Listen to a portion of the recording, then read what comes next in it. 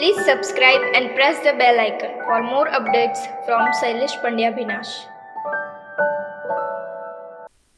मंच पर विराजमान महानुभाव और सन्मुख श्रोतागण, यह मेरे लिए अत्यंत सम्मान और सौभाग्य की बात है कि मुझे दूसरी बार यहाँ अवसर दिया गया है कि इस प्रतिष्ठित मंच पर मैं खड़ी होकर सतिन जी की अनुवाद की अनोखी विशेषता को उजागर करने की कोशिश कर सकूं। मैं गुजरात साहित्य अकेडमी, सरदार वल्लभ भाई पटेल हिंदी विभाग और श्री महाकाल कम्युनिकेशन की शुक्रगुजार हूँ, जिन्होंने मुझे ये मौका दिया है। मेरा विषय है सतिन जी की अनुवाद में स्वर संयोजन। ये विषय पर आने से पहले सही माहौल बनाने के लिए 2-3 बातें कहना आवश्यक है। बहुत कम लोग अनुवाद करने का प्रयास करते हैं या इसके साथ न्याय कर पाते हैं, क्योंकि अनुवाद सिखाया नहीं जाता, बल्कि ये एक समझदार और रचनात्मक क्षमता है। कविता के संदर्भ में असल का सौंदर्य दूसरी भाषा में निभाना बहुत मुश्किल काम है और इसे ऐसे सजाया जाए कि वे असल की बात बरकरार रखते हुए आगे जाए, तब जाकर बात बनती है। सतिन जी ये काम बखूबी निभाते हैं, जो बहुत कम सर्जकों को नसीब हुआ है। गज़ल की स्वाभाविक भाषा अरबी और फ़ारसी है, और जब हिंदुस्तान में आई तो उर्दू या हिंदुस्तानी में लिखी गई। ऐतिहासिक रूप से इन भाषाओं में ये सबसे अच्छी लगती है, क्योंकि इनकी सूक्ष्म शब्दावली संगीत के लिए खूबसूरती से अनुकूल हो जाती है। बाद में कई भाषाओं में लिखी गई और गुजराती कवियों ने भी हमें उत्कृष्ट और शानदार गज़लें दी है। समकालीन कवि जैसे शैलेश भाई पंड्या भीनाश, प्रताप सिंह डाभी हाकल जी, जो यहाँ मौजूद है दोनों, और नितिन भाई पारेख जी बहुत ही अच्छे काम कर रहे हैं। मैंने उनके कार्यक्रम में कविता का पठन के साथ साथ गज़ल की संगीतमय प्रस्तुति भी सुनी है, और क्योंकि मैंने शास्त्रीय संगीत और नृत्य दोनों सीखा है, मैं इसकी लय, ताल, बोल के प्रवाह और रवानी समझ सकती हूँ। जब गुजराती कवि ज़्यादा लोग तक पहुँचना चाहते हैं, तब उनको ऐसी शख्सियत का संपर्क करना पड़ता है जो दोनों भाषाओं में माहिर हो और गज़ल की बारीकियाँ और मूड को समझ सके। अब सतिन जी की प्रतिभा को समझिए। वे एक उत्कृष्ट कवि तो है ही, गुजराती, हिंदी और उर्दू तीनों भाषाओं में कविता लिखते हैं। ऐसे कवि बहुत कम नज़र आए हैं। जब वे अनुवाद का काम करते हैं तो न केवल छंद और भाव बनाए रखते हैं, बल्कि मूल भाव के और भी निखरते हुए उसे आगे ले जाते हैं। कविता की अभिव्यक्ति का प्रभाव और वृद्धि पाता है। और क्योंकि सतिन जी को संगीत का भी बहुत अच्छा ज्ञान है, उनके अनुवादित कविताओं भी आसानी से संगीत रचना के लिए खूबसूरती से अनुकूल हो जाते हैं। सतिन जी की अनुवाद में शैलेश भाई की शबनमी गुफ्तगू और शबनमी आफताब, प्रताप सिंह जी की हुंकारे हाकल और नितिन भाई पारेख जी की गुफ्तगू ए गज़ल किताबी रूप में आए हैं, और प्रसिद्ध कवियों की गज़लों को भी उन्होंने अनुवादित किया है। अब मैं शैलेश भाई की 2-3 गज़ल की रचनात्मक भावानुवाद दिखाना चाहूँगी। शबनमी गुफ्तगू से गुजराती गज़ल। मारू ज घर छे पण उतारो तोय न मळ्यो।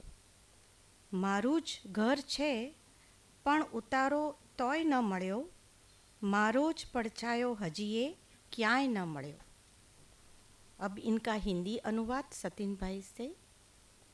मेरे ही घर में मुझको ठिकाना नहीं मिला, मेरे ही घर में मुझको ठिकाना नहीं मिला, मेरे ही अक्स का मुझे नक्शा नहीं मिला। अक्स का मतलब होता है प्रतिबिंब।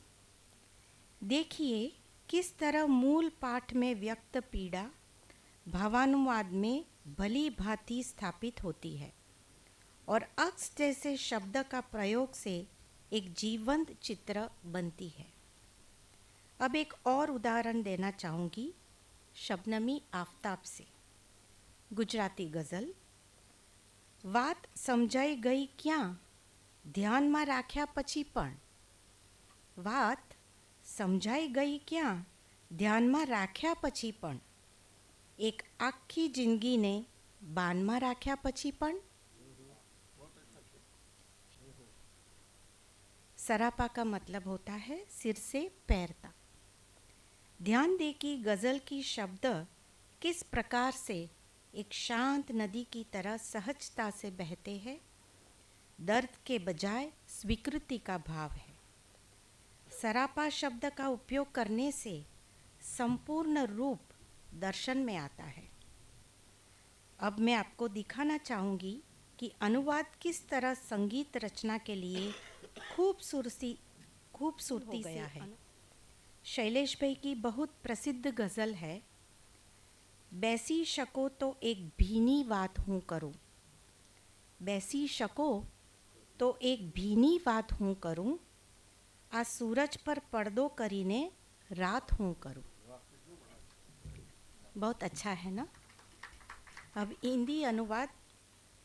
घर बैठ पाओ तुमसे भीगी बात मैं करूं, सूरज से पर्दा करके कहीं रात मैं करूं।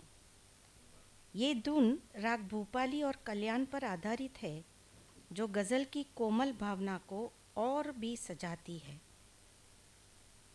घर बैठ पाओ तुमसे भीगी बात मैं करूं, घर बैठ पाओ तुमसे भीगी बात मैं करूं, सूरज से पर्दा करके कहीं रात मैं करूं,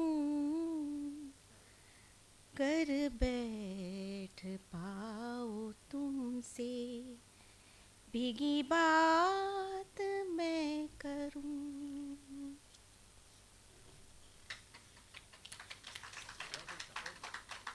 थैंक यू। सतिन जी की खुद की या अनुवादित गज़लें इतनी संगीतमय होती है कि उसके बहाव, रवानी, तरंग और लय से कर्णप्रिय हो जाती है। बड़े अच्छे कंपोज़र्स ने इन्हें संगीत में ढाला है।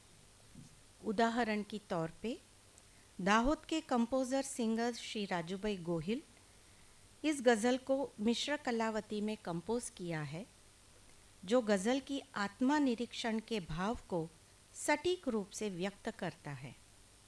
शबनमी गुफ्तगू से ये गज़ल। रात की कोई हिफाजत कर सके ना,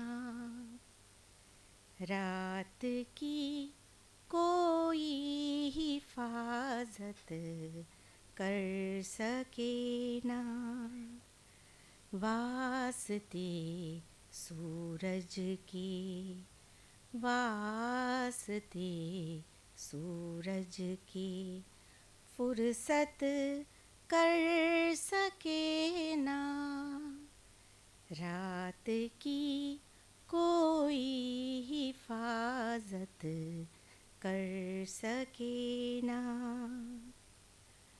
हमको पीटा ढोल साही जो किसी ने, हमको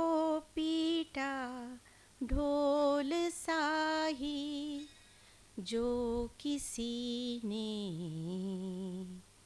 जिस हर लम्हा हिफाजत कर सके ना, रात की कोई हिफाजत कर सके ना। मुझे उम्मीद है कि मैं अपने विषय को समझाने में सफल रही हूँ। एक बार फिर सभी का धन्यवाद देते हुए